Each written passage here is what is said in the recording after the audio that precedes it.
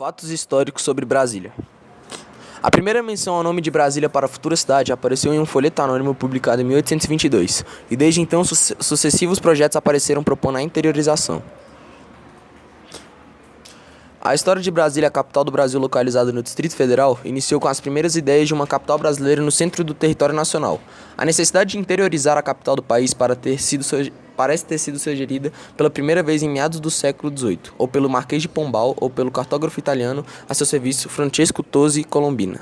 A ideia foi retomada pelos inconfidentes e foi reforçada logo após a chegada da corte portuguesa ao Rio de Janeiro em 1808, quando essa cidade era a capital do Brasil.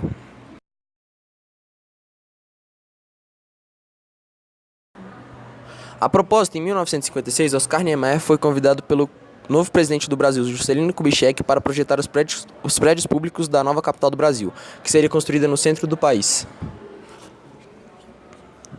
77 anos depois do sonho, era inaugurada no Planalto Central brasileiro a cidade de Brasília, exatamente dentro do intervalo de coordenadas geográficas mencionadas na visão de Dom Bosco e emolduradas pelo Lago Paranoá.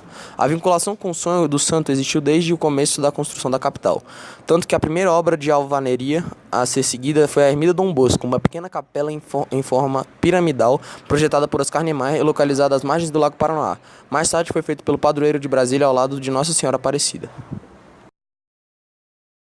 Cerca de 80 mil pessoas foram para o Cerrado Brasileiro trabalhar na construção de Brasília. Na Praça dos Três Poderes está o símbolo daqueles que construíram e foram os primeiros habitantes de Brasília. A escultura Os Guerreiros, mais conhecida como Os Candangos, de Bruno Giorgi.